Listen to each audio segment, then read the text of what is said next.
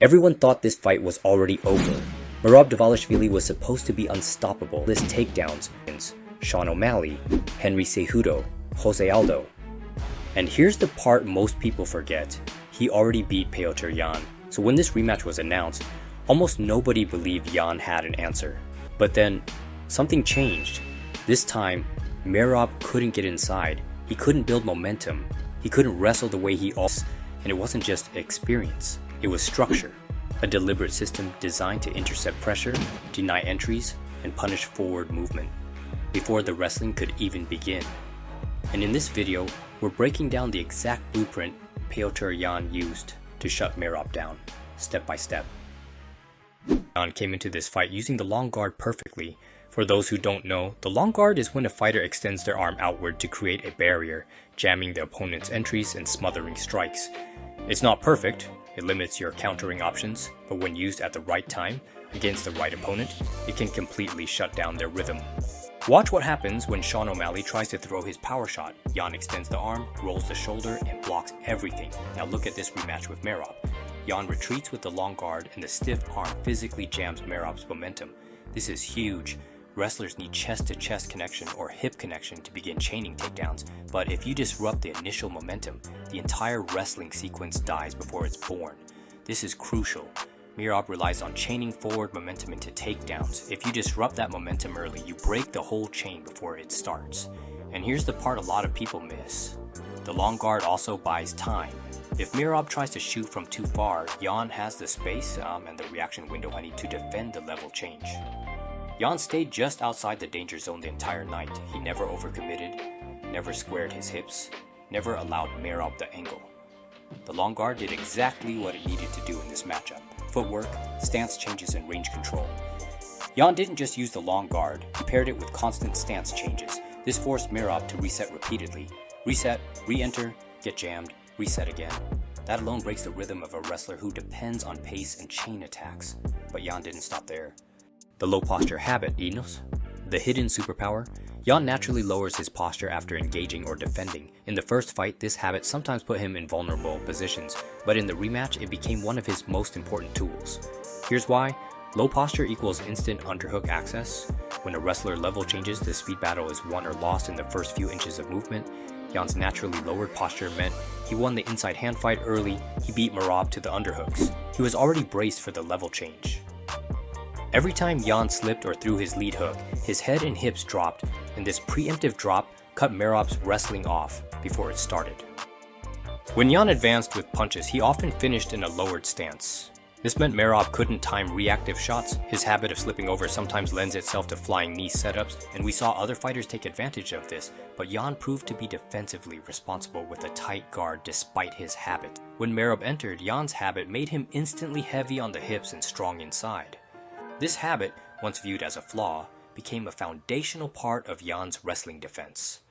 And the crazy part? Merab knew Yan liked to lower his posture, and still couldn't capitalize.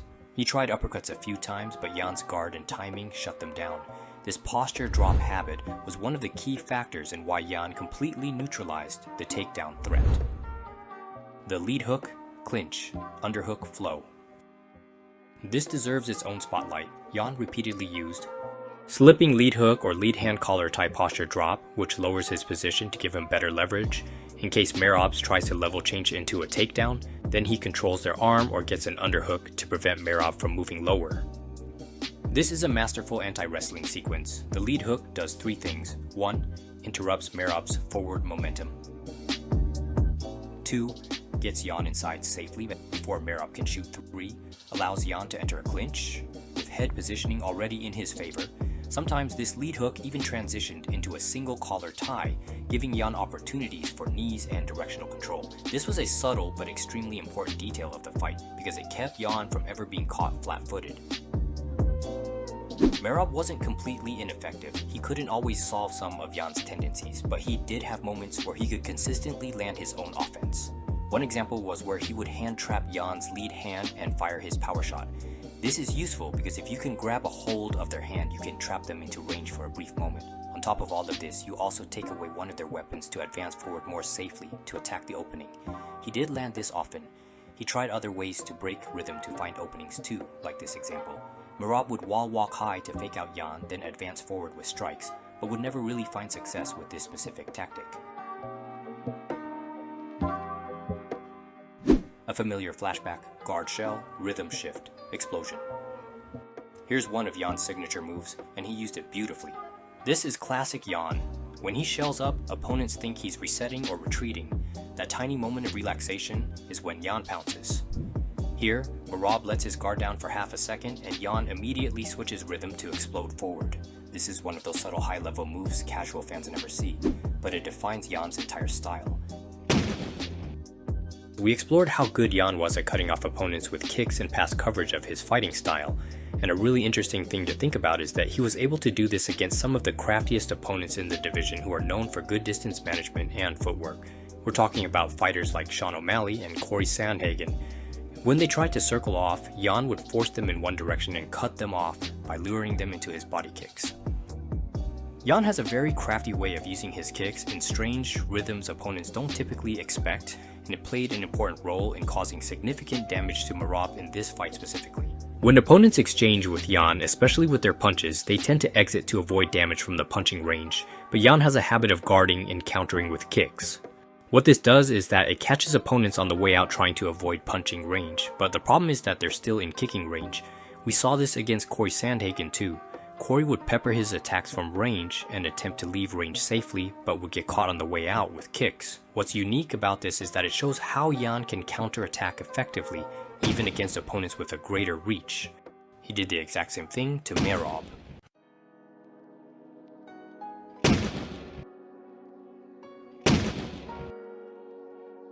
The same situation happened with Merab. On several occasions, Merab would attack and leave the punching range and would feel comfortably safe, but Yan would fire his kicks.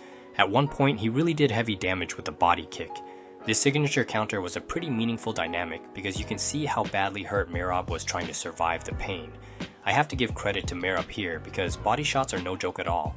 In my personal experience, the pain from shots like that is debilitating. For many, it feels like an involuntary shutdown of the body, no matter how strong your will is to keep fighting. Merab managed to keep standing despite the damage. Yan had consistent tendencies of beating Merab to the punch. You can see that he'd always have that slight edge. We'd see a lot of times stiff jabs to catch Merab first. We'd also see one of Yan's signature counters where he throws the lead hook to catch Merab during his jab and follow with a power shot. In other moments, we'd see Yan attempt some of his other flashy attacks like the spinning back fist hook he used to drop Corey Sandhagen. The impressive part was how Yan could neutralize so much of Merab's wrestling, and when Merab managed to secure dominant positions, Yan would consistently neutralize it too. For example, when Merab would get back control, Yan would always move toward the cage. With his body against the cage, it makes it difficult for Merab to get hooks in with the cage acting as a barrier. This positioning against the cage also takes away a lot of Merab's leverage. Once against the cage, he'd take his foot and hook it across Merab's thigh.